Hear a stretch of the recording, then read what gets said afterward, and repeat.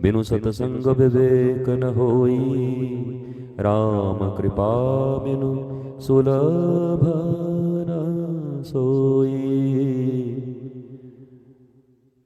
सुलभ न सोई, सुलभ न सोई।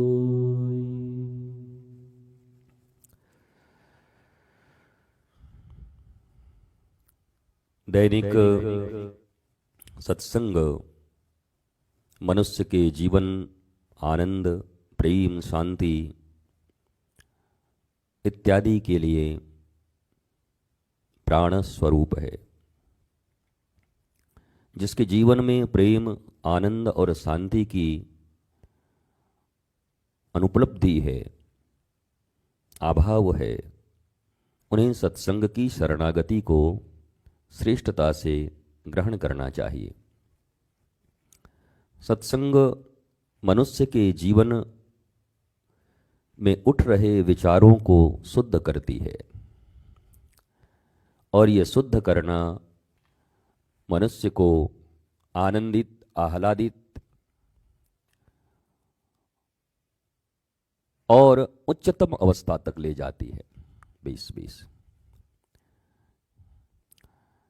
इसलिए सत्संग को जीवन का आधार, सत्संग को जीवन का आधार मनुष्य को बनाना चाहिए। हम नित्य निरंतर सत्संग इसीलिए करते हैं कि दैनंदिन व्यवहारिक जीवन में जो हमारे विचारों में अशुद्धियां आ जाती हैं, और विचारों की अशुद्धियां कर्म की अशुद्धि बनती है, और कर्म अशुद्ध होने पर मनुष्य उस कर्म के फल का भागीदार बनता ही है। शुभ हो तब भी और अशुभ हो तब भी उससे वंचित नहीं हुआ जा सकता। इसलिए अगर जीवन में मनुष्य को कहीं पे केयरफुल रहने की जरूरत है तो वो विचार उत्पत्ति के समय।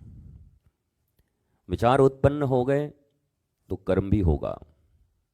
तो विचार कैसे श्रेष्ठ हों, कैसे हमारे भीतर से अनंत विचारधाराएं जो समुद्र की लहरों की तरह उठती रहती हैं वो कैसे शुद्ध हों, कैसे आनंद प्रदान करने वाली हों, कैसे शुभत्व को उपलब्ध कराने वाली हों, तो उसका उत्तर एक ही है, निरंतर सत्संग, स्वाध्याय और संतों की शरणागति, श्रेष्ठ विचारों के बीच, श्रेष्ठ लोगों के बीच रहना, उठना, बैठना, आहार विहार, ये सब के सब श्रेष्ठ और उन्नत लोगों के साथ हो। हमारी संगति जैसे ही निम्न लोगों के साथ होती है। हमारे यहाँ दो ही वर्ग हैं, उच्च और निम्न। उच्च किसे कहते हैं? जो प्रेम, शांति और आनंद का जीवन जी रहा है, संतोष जिसके जीवन का परम धन है, और नॉलेज अर्थात ज्ञान, उसमें भी आत्मज्ञान, सेल्फ रियलाइजेशन, यह जिनके पास है, या इसके लिए जो लोग प्रयत्नशील हैं, ऐसे लोगों की संगति। कई बार ऐसा होगा कि आप कह सकते हैं आत्मज्ञानी कहाँ मिलेंगे मुझे, इतने आत्मज्ञानी कहाँ पैदा होते हैं। आपका कहना भी सही है, परंतु जिसका लक्ष्य कम से कम आत्मज्ञान हो, जिसका लक्ष्य नॉलेज हो, जिसका लक्ष्य उच्च हो। हमारे समाज ने, परंपराओं ने उच्च शब्द को बस धन से माप दिया। जो धनवान, भले ही वो भ्रष्टाचारी हो, अनाचारी, दुराचारी, व्याभिचारी, कैसा भी हो, पर धन से उच्च है तो हम उसे उच्च मानते हैं, श्रेष्ठ मानते हैं। हमारी भाषाएं, हमारी लिपियां सब बदल गए। मैंने कई बार आपसे कहा कि श्रेष्ठ शब्द ही अपभ्रंशित होकर सेठ बन गया। श्रेष्ठ से सेठ बन गया, सेठ। और सेठ का अर्थ क्या है? बोला सेठ जी हैं। सेठ जी का मतलब क्या है? माल पानी है, पैसे हैं, धन है, दौलत है, उसको सेठ कहते हैं। भाषा बनाने वालों ने कभी भाषा का ऐसा अतिक्रमण होगा या इतना व्याभिचारित भाषा बन जाएगी, कभी सोचा नहीं होगा। जिस श्रेष्ठता का मानक आत्मज्ञान होना था, जिस श्रेष्ठता का मानक आध्यात्म होना था, उस श्रेष्ठ को सेठ बनाकर भ्रष्टाचार, अनाचार, व्याभिचार कैसे भी करके धन जो कमा कर बैठा है उसे ही हम श्रेष्ठ और सेठ मानने को तैयार हैं।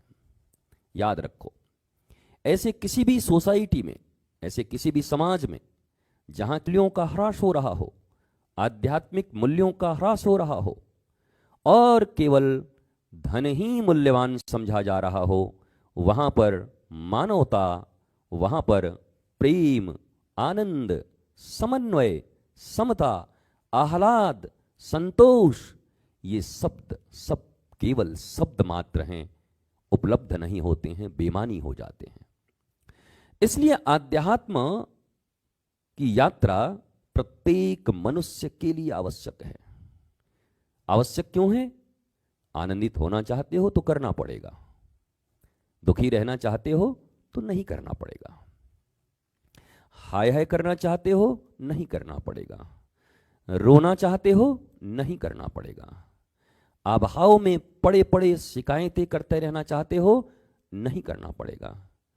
पर वास्तव में जीवन आनंदित हो, आह्लादित हो और संतोष से भरा हो, अगर ऐसे जीवन की परिकल्पना भी है तो तुम्हें आध्यात्मिक यात्राएं करनी पड़ेंगी। ये एक नेसेसरी, कंपलसरी सब्जेक्ट है, ऑप्शनल नहीं है, ऐच्छिक नहीं है। मौसी से मिलना ऐच्छिक हो सकता है कि मौसी के घर जाएं कि नहीं जाएं, नहीं भी जाएंगे तो मर नहीं जाएंगे। बुआ से मिलना, किसी मित्र से मिलना, किसी के विवाह में जाना, कभी पिक्चर देखने जाना, मर नहीं जाएंगे और न हमारे जीवन का पतन होगा इससे। ये ऐच्छिक विषय है, चाहो तो कर भी सकते हो, न चाहो तो नहीं भी कर सकते हो। परंतु कोई कहे मुझे धर्म करना है कि नहीं, कोई कहे मुझे मर्यादित जीवन जीना है कि नहीं, कोई कहे मुझे ज्ञान की जरूरत है कि नहीं, कोई कहे मुझे आध्यात्मिक होना है कि नहीं, कोई कहे मुझे आत्मज्ञानी होना है कि नहीं, तो उसका उत्तर होगा यस, 100% होना ही पड़ेगा।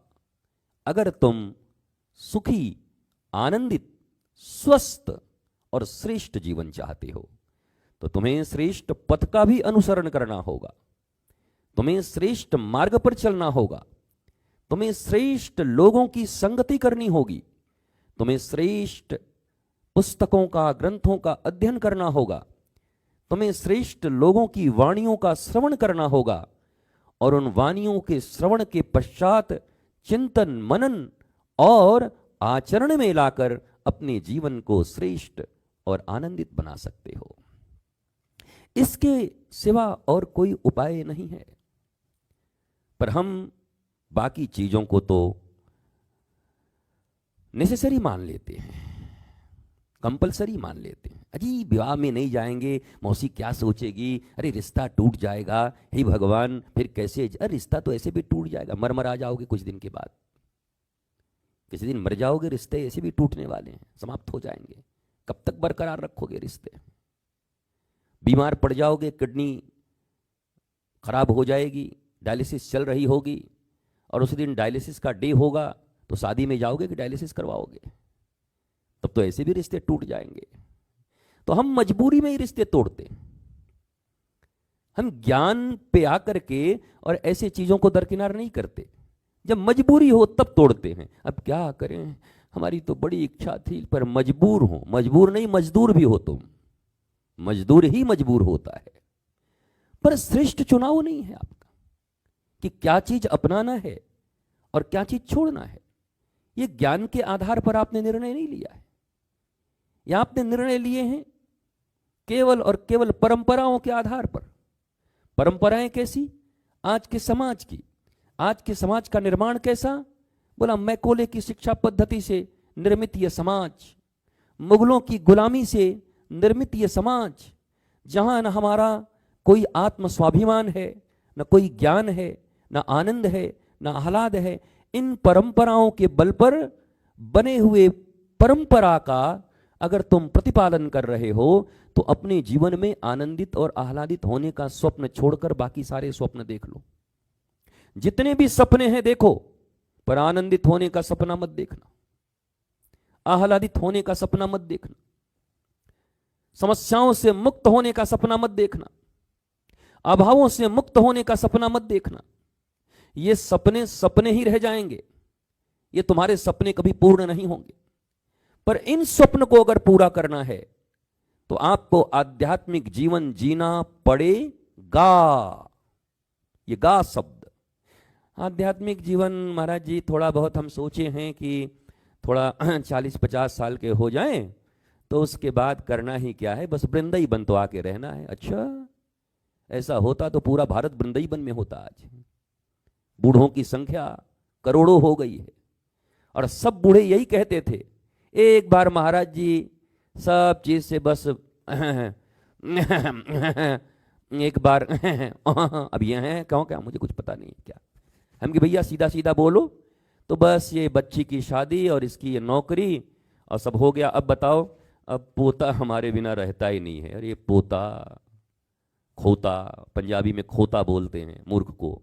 अबे खोते, ये पोते के चक्कर में कब तक खोते बनते रहोगे। अब पोता भी हो गया, बोला अब तो थोड़ा बड़ा हो जाए महाराज जी, तो फिर तो हम वृंदाई बना रहे हैं। थोड़ा बड़ा हो गया, अब क्या करें, इसका पिताजी उतना ध्यान देता नहीं, पढ़ाई उढ़ाई भी हमारे ऊपर आ गया, दोबारा बाप बन गया ये। एक बार विवाह किया था, अपना बच्चा पैदा किया था, अब एक बार अपने बेटे का बेटा पैदा करके फिर बच्चा पाल रहा है ये आदमी। एक ही जन्म में दो बार डबल डबल रोल, सेकंड पारी खेल रहे हो। एक पारी तुमको मिली थी, ठीक ठाक से खेल लो, और खेलने के बाद 50 वर्ष के बाद हमारे यहां वानप्रस्थ आश्रम, वानप्रस्थ जीवन जीने का निर्देश है शास्त्रों में। वानप्रस्थ का अर्थ ये नहीं कि तुम वन में ही भाग जाओ, क्योंकि हमारे तुम्हारे जैसे लोग वन में भी भागेंगे तो वहां भी ट्री हाउस बना लेंगे, अब वन को भी खराब कर देंगे, वहां भी पूरा वन को शहर बना देंगे। इसलिए वन भागने की जरूरत नहीं है। घर में रहते हुए ही मन वन की तरह हो जाए, वन की तरफ हो जाए। बोला भैया क्या हो रहा है, बोला जो होना है होने दो भैया, हमें तो बस मौज लेना है, अभी हमें आत्मज्ञान की ओर आगे बढ़ना है। हर जगह टांग नहीं अड़ाना, अगर कोई सलाह मांगे तो दे दो। घर के बूढ़े लोग ज्यादा अपमानित क्यों होते हैं बताओ, बिना मांगे सलाह देते हैं।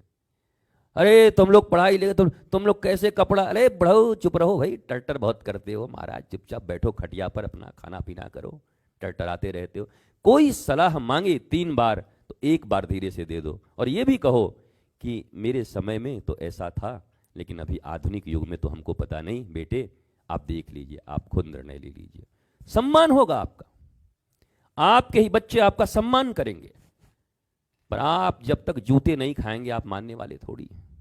अपने ही घर में, जिस घर को आपने बनाया, जिस घर को आपने सजाया संवारा, उसी घर में जब तक कुटाई आपकी ना हो जाए तब तक आप मानने वाले नहीं हैं। आप भी बड़े जिद्दी हैं, आप भी कहते हैं कि नहीं नंगई पे उतर जाओ और हमको सारी नंगई दिखा दो बुढ़ापा में, तब हम यहां से प्रस्थान होंगे। आप ये नहीं चाहते कि आपका जीवन सत्यम शिवम सुंदरम की ओर अग्रसर हो, आप ये चाहते ही नहीं। ये चाहना तो आप ही को है। इसलिए जीवन में ज्ञान की तरफ आगे बढ़ना बहुत जरूरी है, और ज्ञान प्राप्त करने की कोई उम्र नहीं होती। वो तो बस प्रेम के लिए ही शायद वो गाना हमने सुना है, तो देखे केवल मन मेरे प्रीत अमर कर दो। कैसे कोई है, ना उम्र की सीमा हो ना हो जन्म का बंधन। वाह बेटा, बस ये प्रेम में तो ना उम्र की सीमा हो ना जन्म का हो बंधन। ज्ञान प्राप्त करने में अभी महाराज जी अभी तो खेलने खाने का उम्र है, खेलने खाने का उम्र है। 5 साल में ध्रुव ज्ञान प्राप्त कर गया, 5 साल में प्रहलाद ज्ञान प्राप्त कर गया, 3 वर्ष में मीरा कहां पहुंच गई, 2.5 साल की जना कहां पहुंच गई, और तुम खेलने और खाने में। और खेलना खाना तो बड़ी अच्छी बात है, अगर आनंदित हो खेलने खाने में तो वही ज्ञान है, वही जीवन है। कहो कि मैं खेलने और खाने में आनंदित हूं, तो क्या कहते हैं, खेलने खाने का उम्र है, बाद में फिर आध्यात्मिक ज्ञान लेंगे। आध्यात्मिक ज्ञान इनके जैसे कटोरा में रखा है, नारियल का पानी है कि पी लेंगे 55 साल की उम्र में ये। अरे बचपन से ही अभ्यास चाहिए, प्रारंभ से जीवन भर गालियां दिए हो। आदमी एक दिन में साइको बनता है क्या? साइको पेशेंट एक दिन में बनता है? अभ्यास से बनता है। साइको पेशेंट भी अभ्यास से बनता है। हाथ धोने की आदत लग गई तो 5 बार धोएगा, 1 बार 2 बार। अरे भाई मत कर। अरे कोई आदत थोड़ी है। हर सिगरेट पीने वाला क्या बोलता है? सिगरेट हमारी आदत थोड़ी है, सिगरेट को हम पीते हैं। बाद में पता चला सिगरेट उसको पी गया। अब कहते हैं अब छोड़ दे, बोला अब तो हमको ही पी रहा है भैया, हम कैसे छोड़े, पी गया हमको। हर शराब पीने वाला यही कहता है। कभी कभार पार्टी में अब क्या है कि जवानी है तो, और फिर उसके बाद क्या हुआ, बोला छोड़ दो महाराज जी, 6 बजे शाम से माथा घूमने लगता है, अगर 2 पैग न जाए तो लगता है प्राण चला जाएगा। न खाना का भूख लगता है, न भोजन पचता है, चारों तरफ बर्बाद हो गए। अच्छा तो अभ्यास बनाया आपने? हाँ धीरे धीरे बनाया। और अब बोला उसके गुलाम हो गए, अब उसके अधीन हो गए। गुटखा वालों को देखो, हमारे यहाँ हमारे एक महाराज जी भोजन बनाते हैं प्रसाद हमारे लिए, 24 घंटा गुटखा उनके मुंह में रहता है, 24 घंटा। हम बोलते हैं भैया कुछ दिन के बाद मुंह नहीं खुलेगा तुम्हारा। गुटखा का सबसे खतरनाक जो रिएक्शन है वो शरद पवार जी से जाके पूछो। शरद पवार जी महाराष्ट्र में है, देख लो। इतने अरबपति आदमी, भारत के सर्वश्रेष्ठ आदमी, न पैसों की कमी, पर देखो ठीक से बोल नहीं पाते हैं। तो ये गुटके 24 घंटे एक दिन मुंह नहीं खुलने देंगे आपके। कितना भी चाहोगे रसगुल्ला, वो जो छोटी छोटी रसगुल्लियां नहीं होती, रसगुल्ली देखा है? रसगुल्ली, अरे गोली छोटी छोटी रसगुल्ली आती है। रसगुल्ला का साइज तो ये होता है, रसगुल्ली इतनी बड़ी बड़ी होती है। वो रसगुल्ली भी ठीक से नहीं जाएगा, मुंह ऐसे पूछ पूछ करके घुसाना पड़ेगा। हम तो महाराज राजभोग खा जाएं एक बार में, ऐसे करके हमारे पास ले आओ राजभोग, हम पूरा ही राजभोग एक बार में खा जाएं। वो मुंह नहीं खुलेगा तुम्हारा एक दिन आने पर वो अभ्यास धीरे धीरे तुम उसके गुलाम बन गए। वो गुलाम तुम्हारे शरीर को बर्बाद कर रहा, मन को बर्बाद कर रहा, तुम्हारी इच्छा शक्ति, दृढ़ इच्छा शक्ति, विल पावर। वो आदमी कहता है मेरा इच्छा शक्ति बड़ा मजबूत है, खाक मजबूत है, सिगरेट छूट नहीं रहा है, इच्छा शक्ति मजबूत है। गुटखा छोड़ नहीं पा रहे हो, इच्छा शक्ति मजबूत है। कोई भी चीज जो तुम्हें गुलाम बना के रखी है, तुम कैसे कह सकते हो कि तुम्हारी इच्छा शक्ति मजबूत है?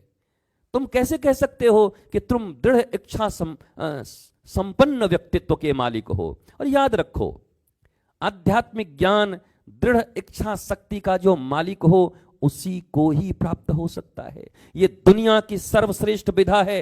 इस दुनिया में इससे हायर, इससे उच्च कोई चीज नहीं है। जो व्यक्ति संसार के किसी भी गुण या दुर्गुण में आबद्ध है और वो आध्यात्मिकता को खेल की तरह लेता है, अब उसके लिए क्या कह सकते हैं? ऐसे लोगों के लिए जो सर्वश्रेष्ठ चीज है वो जीवन के इस दौर में अगर दृढ़ता पूर्वक तुम पालन कर रहे हो, तभी इस उच्च आदर्श को, उच्च जीवन को प्राप्त कर सकते हो। हाई स्कूल पास किया नहीं और क्या कहते हैं, हम तो जा रहे हैं अब मेडिकल का एग्जाम देने। मतलब मेडिकल का एग्जाम, मतलब 12वीं तो पहले पास कर ले भाई। बोला नहीं हम 9वीं क्लास फेल हैं 3 बार, फिर भी हम डॉक्टर बन जाएंगे। कैसे बन जाएगा? हाँ सीख लोगे, जरूर सीख लोगे, तुम्हारे पास अगर गुण है तो सीख लोगे, पर डिग्रियां नहीं मिलेंगी तुम्हें। वैसे ही इस संसार के किसी भी आसक्ति में अगर तुम मजबूर हो, मजबूर शब्द याद रखना, चाहकर भी नहीं छोड़ सकते, तो उस उच्च आध्यात्मिक धरा पर जाने का तुम्हारा अधिकार नहीं है। बात इतनी सी ही है। अब बीच का ये मन पुलाव है, पकाते रहिए, आते जाते रहिए, घूमते फिरते रहिए, दर्शन करते रहिए, मन को भुलावा देते रहिए कि कभी न कभी तो कृपा होगी मेरे बांके बिहारी। बांके बिहारी तो रोज ही खड़े हैं कृपा करने को, तुम लेवे को तैयार हो? एक तरफ बांके बिहारी कृपा को लेकर के ऐसे खड़े हैं और एक तरफ एक महाराज बिड़ला का आदमी आकर के कहे कि आज सबको 10-10 लाख रुपया बांटेंगे, बांके बिहारी जी का मंदिर खाली पड़ जाएगा। सब कहेंगे महाराज वहां तो बाद में भी चले जाएंगे, कौन सी बड़ी बात है, बांके बिहारी कौन भागे जा रहे हैं। पर ये टाटा वाला आदमी भाग गया तो कल मौका फिर नहीं मिलेगा। तो आज तो कहेंगे बिहारी जी आप तो जानते हैं कि आप में तो मेरी पक्की निष्ठा है, अब क्या शरीर से ही प्रेम होता है, नहीं आ रहे हैं तो प्यार नहीं है क्या आपसे। बांके बिहारी भी कहेंगे सारी फिलॉसफी मेरे ऊपर, दर्शन शास्त्र मेरे ऊपर उड़ेल रहा है, मुझे ही बता रहा है ज्ञान। वो मंदिर छोड़ के भाग जाएगा वो। लेकिन आप तय करते हो आपकी प्रायोरिटी क्या है, और प्रायोरिटी जब तक तय नहीं कर लेते हो, प्राथमिकता जब तक तय नहीं कर लेते हो, तब तक ये खेल चलता रहेगा। सुनने सुनाने का, जागरण का, नाचने का, गाने का, उत्सवों का, ये खेल चलते रहेंगे। और ये बेकार है ऐसा नहीं कहता, हाँ कुछ समय के लिए तुम्हारा मनोरंजन अवश्य कर सकते हैं। तुम डिप्रेशन में हो, थोड़ी देर के लिए कुछ उत्सव हो गया, थोड़ा नाच गा लिए, कहोगे आज मुझे बहुत अच्छा लगा, बरसों 2 साल के बाद मेरे को इतना अच्छा लगा। फिर कल तेरा क्या होगा कालिया, कल फिर वही छत गिनेंगे, दीवार देखेंगे, दरवाजा देखेंगे, क्योंकि डिप्रेशन फिर आने वाला है। अगर 2-4 घंटे के लिए उत्सव में बिजी भी हो गए, कल क्या होगा बताओ। फिर तो वहीं जाओगे। लौट के बुद्धू घर को आए, लौट के बुद्ध भी घर को आते हैं और लौट के बुद्धू भी घर को आता है। जब लौट के बुद्धू घर में आता है तो जितने घर में बुद्धू थे और बुद्धू गहराई से सब बुद्धू बन जाते हैं, और बुद्ध जब घर लौट के आते हैं तो अपनी पत्नी और पुत्र को भी बुद्ध जैसा बना देते हैं। अंतर यही है दोनों में, लौट के तो दोनों ही आते हैं, बुद्ध भी आ रहे हैं और बुद्धू भी आ रहा है। तुम बुद्धू बनकर लौट रहे हो, कोई कहे लौट के बुद्धू घर को आए, हम तो काट दें उस बात को कि लौट के बुद्ध भी घर को आए। बुद्ध भी आए, वापस आए यशोधरा के पास, पर आए और एक ही बात में दोनों की बात बना दी, राहुल की भी और यशोधरा की भी, दोनों की बात बन गई। दोनों के हाथ में भिक्षा के पात्र पकड़ा दिए। तो बुद्धू भी आएंगे, बुद्ध भी आएंगे। इस बात से तुम नहीं पहचान सकते कि घर आने वाला हर व्यक्ति बुद्धू है कि बुद्ध है। बाह्य क्रियाएं महापुरुषों की और साधारण पुरुषों की एक जैसी ही रहती हैं। वो भी खाएंगे। मक्का का दिन हो और मक्का कहीं मिल रहा हो तो कहेंगे अरे भुट्टा ले आ मेरे लिए भी। कल बताइए बाबा जी है महाराज, भुट्टा में इनका मन लगा हुआ है, ये भी भुट्टा खा रहे हैं, हम भी भुट्टा खा रहे हैं। भुट्टा तो तुम भी खा रहे हो, भुट्टा वो भी खा रहे हैं। राम जी भी भोग ले रहे हैं। ठुमक ठुमक प्रभु चल ही पर आई। भगवान श्री कृष्ण भी माखन चुरा रहे हैं, भगवान श्री कृष्ण भी दूध दही खा रहे हैं, भगवान श्री कृष्ण भी गैया चरा रहे हैं और तुम भी चरा रहे हो। अगर गैया चराने से ही कृष्ण हुआ जाए तो सभी गैया चरावें और कृष्ण हो जाएं। माखन चुराने से अगर कृष्ण हुआ जाए तो अभी हम 2 किलो माखन यहां रख देते हैं और 100-100 ग्राम तुम लोग चुरा लो, सब कृष्ण हो जाओगे और यहीं से सिद्धि मिल जाएगी। बा भैया कृष्ण हो गए, क्यों? मतलब माखन चुराया है। जिसने माखन चुराया वही कृष्ण। कृष्ण ने माखन चुराया वो अलग बात है, जिसने माखन चुराया वो कृष्ण हो जाए ऐसा संभव नहीं है। उनके कृत्यों का अनुसरण करके, अनुकरण करके, अनुसरण तो ठीक है, अनुकरण करके कभी तुम श्रेष्ठ नहीं बन सकते, कभी तुम महान नहीं बन सकते, कभी तुम बड़े नहीं बन सकते। कई बार लोग तुलना करने लगते हैं महापुरुषों से, कई बार लोग भगवान से तुलना करने लगते हैं। आप भी तो ऐसे, आप भी तो ऐसे, आप भी तो ऐसे। हम भी ऐसे ही हैं, पर भीतर मौज है, पर भीतर आत्मज्ञान है। कोई चीज ऐसी नहीं जो भीतर को स्पर्श कर सके, न कोई भय, न कोई बात, न कोई ऐसी अंधेरी रात जो महापुरुष के अंतःकरण को स्पर्श कर सके। पर तुम्हारा तो 10 रुपया भी पॉकेट से गिर जाए तो दिन भर डिस्टर्ब रहोगे। 10 रुपया महाराज जी, वो 10 रुपया दान कर देते तो कितना पुण्य मिल जाता, बताइए। गिर गया, हम क्या करें। फटा हुआ था, हालांकि चलता नहीं, लेकिन मंदिर के उसमें तो डाल सकते थे ना। वाह वाह वाह वाह, फटे हुए नोट का सदुपयोग देखो, कहा मंदिर के दान पात्र में डालिया हो महाराज। भगवान जो परब्रह्म है, परम ज्ञानी है, उन्हीं को एक साधारण दुकानदार सड़ा हुआ नोट नहीं ले रहा, फटा हुआ, और भगवान के मंदिर में डाले आ रहे हैं। ले लो महाराज। क्यों? क्योंकि तुम्हारे लिए भगवान मूर्ति ही है, क्योंकि तुम्हारे लिए भगवान वो पत्थरों में ही बैठे, पत्थर बन के बैठे हैं। कभी तुम्हारा तादात्म्य में हुआ नहीं उनके साथ, कभी उनके ज्ञान के साथ कोई तुम्हारा रिश्ता हुआ नहीं। बस हम पूरी जिंदगी बेहोशी में जीते जाते हैं। कई लोगों को हमने देखा है जीवंत गुरु की अवहेलना करके छोटे से लड्डू गोपाल लेके घूमते रहते हैं। मैं सैकड़ों बार इस पर बोल चुका हूं, आज फिर बोलता हूं, कुछ नहीं होगा, कभी कुछ नहीं होगा।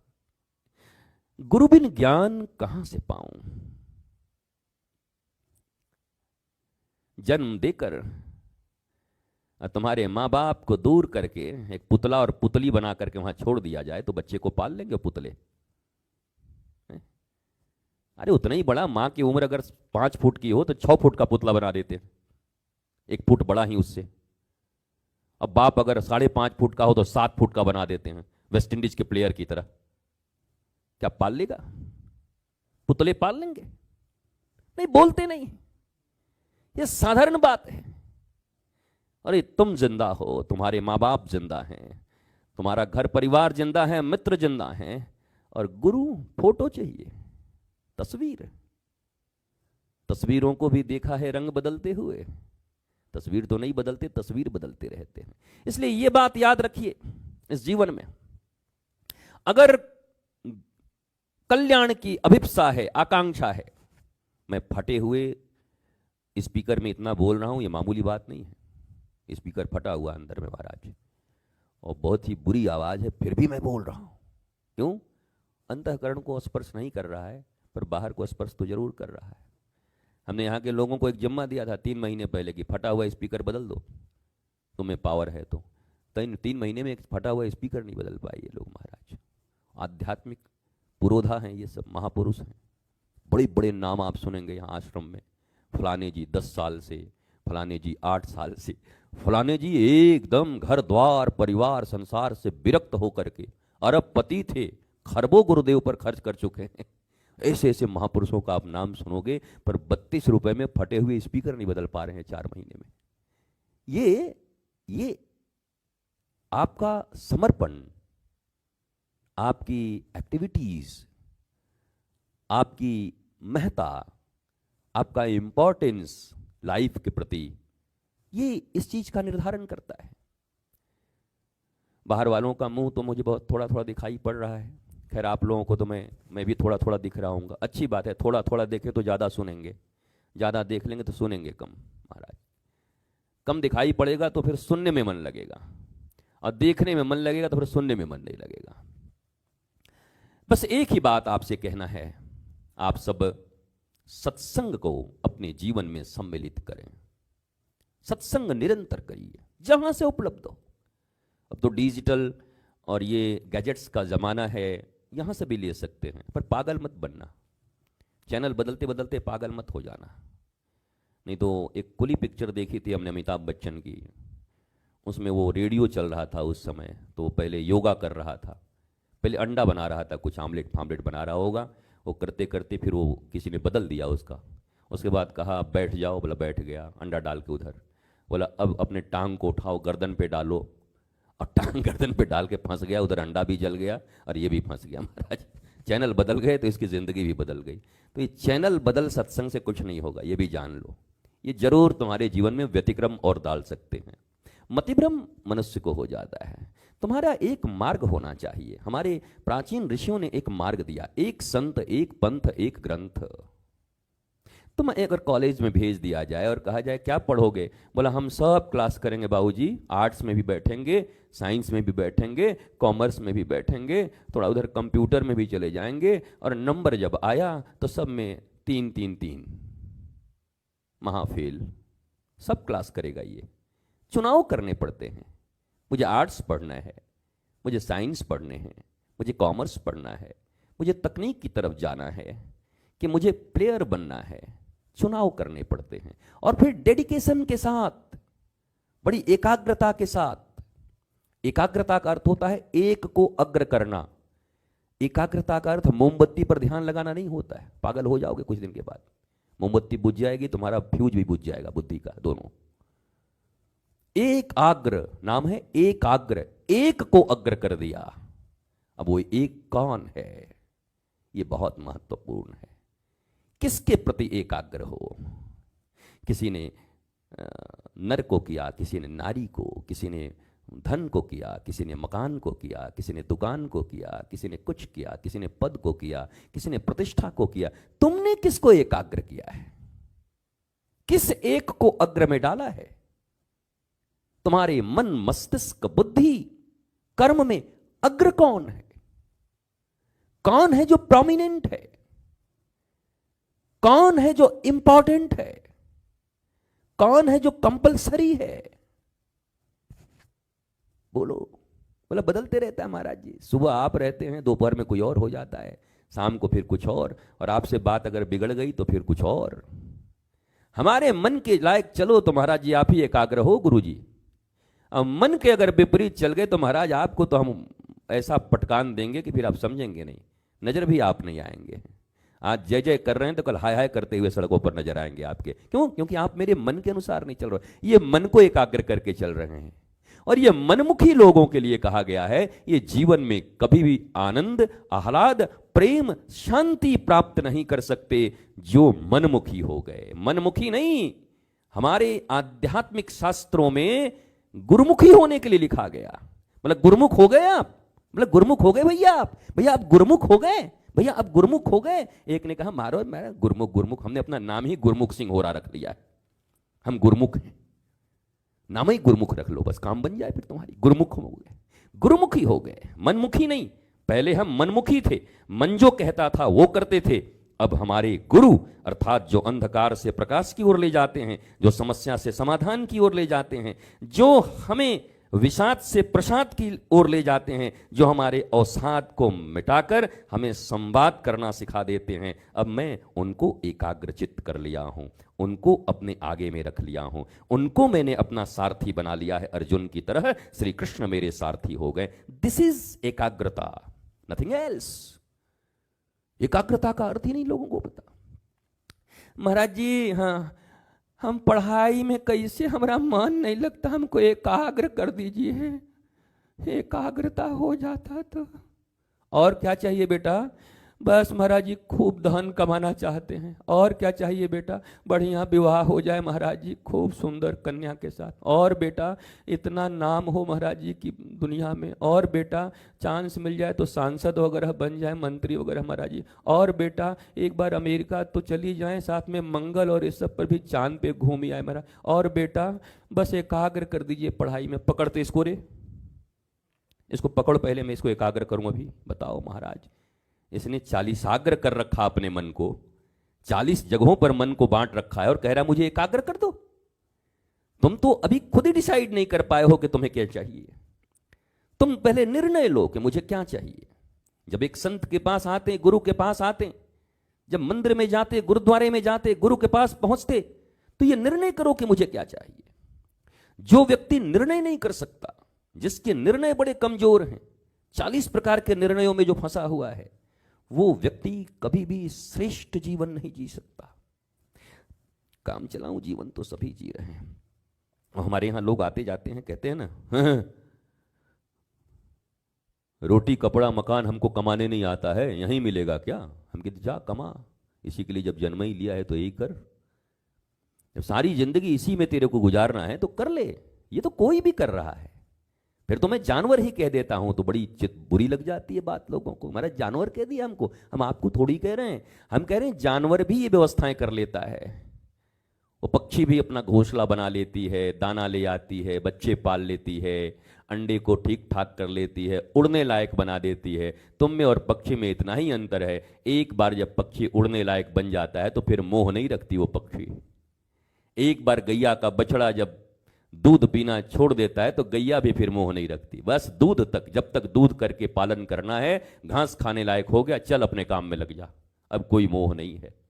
तो जानवर तो तुमसे कहीं ना कहीं ऊपर लगते हैं। कभी कभी मुझे बड़ा बुरा लगता है जब कोई मनुष्य को कोई जानवर कहता है, तो मैं जानवर की तरफ देखता हूं, भाई साहब आपको बुरा तो नहीं लगा? बोला बहुत बुरा लग रहा है। बोला इससे हमारी तुलना कर रहे हैं, बताओ। जानवर भी नाराज हो जाते हैं कि हमारी तुलना और इससे, इस व्यक्ति से इतना नीचे गिरा दिया मुझे। क्योंकि जानवर तो वो भी मोहासक्त नहीं है, एक समय के उपरांत उनका भी मोह समाप्त हो जाता है। ये मोह के दलदल में घिरे हुए धृतराष्ट्र, ये मोह के दलदल में गिरे हुए गांधारी, ये मोहासक्त लोग अपने आप को जानवर से ऊपर मनुष्य कहलवाने के लिए इतना प्रयासरत हैं। और मनुष्य में भी श्रेष्ठ मनुष्य, प्रतिष्ठित मनुष्य, मैं प्रतिष्ठित हूं, मैं श्रेष्ठ हूं। और कर्म जानवर से भी छोटे हैं, विचार जानवर से भी छोटे हैं, विचार पशु से भी छोटे हैं। तो कर्म की ही प्रधानता है। कर्म प्रधान विश्व करि राखा, जो जस करहि सो तस फल चाखा। कर्मण्येवाधिकारस्तु मा फलेषु कदाचन। तो हम तो वो भी नहीं कर रहे। इसलिए सत्संग हमें ये प्रबोध देता है। आप कहोगे महाराज जी आप 1 घंटे से बड़बड़ किए जा रहे हो, हमको क्या मिला? यही मिला, ये सब जान गए। कम से कम एक बार स्वयं के विषय में सोचने का तुम्हें भी अवसर प्राप्त हुआ। बात तो ठीक ही कह रहे हैं, मैं जानवर से भी निम्न हूं। अभी 1 घंटे पहले तुम्हारे भीतर ये भाव नहीं था। अभी 1 घंटे पहले तुम अकड़े हुए थे, एकदम अकड़ू की तरह ऐसे अकड़ के, ऐसा है कि वैसा है कि वैसा है कि हमको ये है, हम ये हैं, हम वहां हैं, फलाना है, ठिकाना है। अभी आधी घंटा ही बैठे हो कि लगने लगे भगवान हम जानवर भी ठीक से नहीं। ये सत्संग की महत्ता है। सेल्फ रियलाइजेशन, डिटेक्शन, डायग्नोस कर दिया इस सत्संग ने। अभी तुम एक लेबोरेटरी में बैठे हुए हो। जब गुरु का सत्संग चल रहा हो, महापुरुष का सत्संग चल रहा हो, सत्य की संगति में हो, तो उस समय तुम्हारे रक्त के जांच हो रहे होंगे, कहीं ना कहीं तुम्हारी MRI हो रही होगी, CT स्कैन हो रहे होंगे। और ये हमें कुछ नहीं कहना, कुछ देर के बाद रिपोर्ट तुम ही जारी करोगे।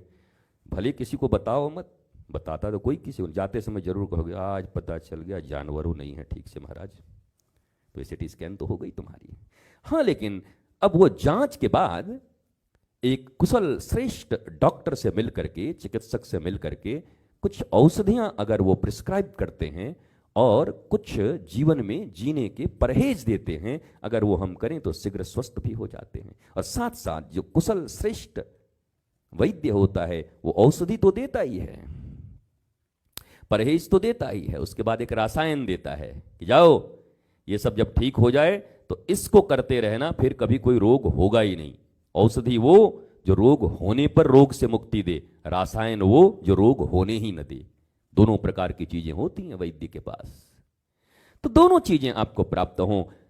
भगवान के घर में, गुरु के आश्रम में और गुरु के सत्संग में औषधि भी मिलती है। वर्तमान में जिस रोग के कारण आप दुखी हैं, मानसिक रोग, अभाव के रोग, आध्यात्मिक रोग, उससे भी मुक्ति मिलेगी। और भविष्य में रोग पकड़े ही ना, इसके लिए राम रसायन तुम्हारे पासा, सदा रहूं रघुपति के दासा।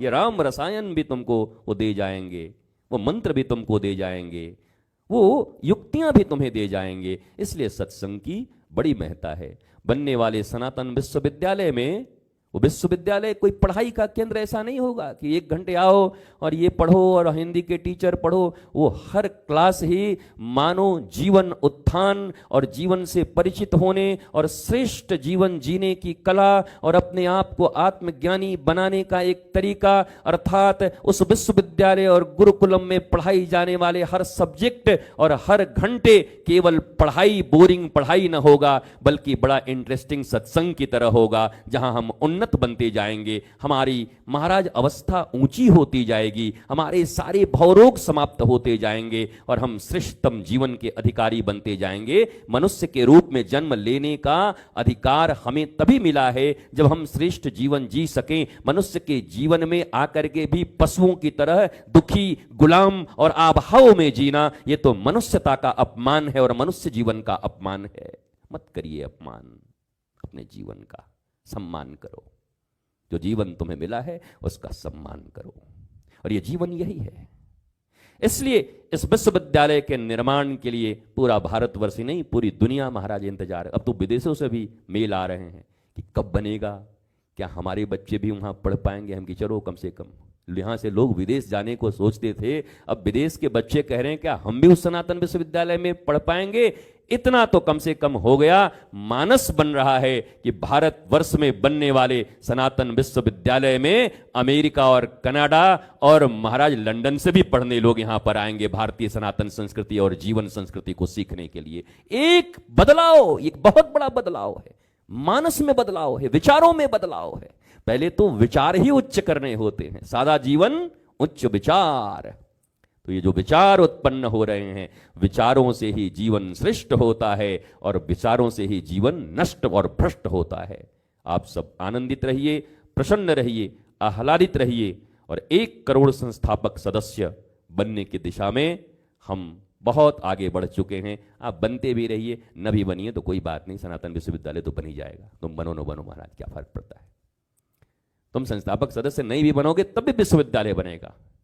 और तुम्हारी आदत ऐसी है कि जब तक लंदन रिटर्न कुछ ना हो तुम मानने को राजी नहीं हो। बड़ा वो दुर्दिन आ रहा है भारत देश का, जब सारे विश्व के लोग आध्यात्मिक विधा सीखने भारत की भूमि पर आया करते थे। कुछ दिनों के बाद ऐसा हो जाएगा, सारे विदेशी लोग यहां आध्यात्मिक विद्या सीख करके अपने देश वापस जा रहे हैं। भारतीयों को विदेश जाकर के आध्यात्मिक विद्या सीख के आनी पड़ेगी, जिसके लिए हम जाने जाते थे। इससे बड़ा पतन किसी देश का, किसी संस्कृति का और किसी परंपरा का क्या हो सकता है, बताओ मुझे। सारी दुनिया आध्यात्मिक जीवन ज्ञान सीखने के लिए भारत आया करती थी प्रारंभ से, और धीरे धीरे वो लोग सारे ज्ञान का आहरण कर रहे हैं। जर्मनी में संस्कृत संस्कृत संस्कृत, एक साधारण बच्चा भी अब संस्कृत बोलना शुरू कर देगा कुछ दिन के बाद, और उसके बाद वो वेदों को डिकोड कर लेंगे, हमारे शास्त्रों को डिकोड कर लेंगे और उनके पास सारी विद्या होगी। और वो दिन दूर नहीं जब तुम कहोगे कहां, बोले हमारा बेटा जर्मनी गया है संस्कृत पढ़ने। डूब मरो, लज्जा करो। जिस भारत में संस्कृत और संस्कृति पढ़ने लोग आते, वेदों को पढ़ने आते, उस विज्ञान को पढ़ने आते, तुम्हें जर्मनी जाना पड़ेगा, फिर पैसे खर्च करने पड़ेंगे तुम्हें करोड़ों रुपए, तब तुम्हारा बच्चा पढ़ के आएगा। पर आज तुम्हारे ही देश में यह पड़ा है, तुम उसके मूल्य को नहीं समझते। और इस मूल्य को समझ करके अगर कोई संत, कोई महापुरुष, कोई साधारण व्यक्ति भी आगे बढ़ रहा हो, तो हम भारतवासियों का परम कर्तव्य है कि उनके हाथों को मजबूत करें, उनके कदम से कदम मिला करके तन मन का सहयोग देते हुए भारत में संस्कृत, संस्कृति, आत्मबोध और आधुनिक विज्ञान के संगम, समन्वय, फ्यूजन एजुकेशनल सिस्टम के द्वारा बनाई जा रही इस सनातन विश्वविद्यालय और गुरुकुलम के कार्य में कम से कम तन और मन का सहयोग तो रखना बनता ही है जी। कार्ड छापूं क्या? सनातन विश्वविद्यालय के निर्माण में आप जुलूल जुलूल जुलूल आना मोचा जी। आपके विवाह शादी के कार्ड ऐसे ही होते हैं ना, अभी छापना पड़ेगा कुछ दिन में कि सनातन विश्वविद्यालय सनातन गुरुकुलम में आप जुलूल जुलूल जुलूल आना मोची जी। तभी तो आओगे, तुम्हारी तो आदत पड़ गई ऐसी ना, ऐसे थोड़ी आओगे, ऐसे तुमको थोड़ी सुनाई पड़ेगा। हमारी अब रहने दो महाराज, आज इतना ही रहने दो, नहीं ज़्यादा छील दूंगा तो मुश्किल हो जाएगा फिर आप महाराज। पूरे ही एकदम वो पत्ता गोभी की तरह, पता चला कुछ है ही नहीं तुम्हारे भीतर में, पत्ता पत्ता निकलते निकलते और ये पत्ता पत्ता कलकत्ता, कुछ बचा ही नहीं महाराज, मामला साफ हो जाएगा। तो आज इतना ही।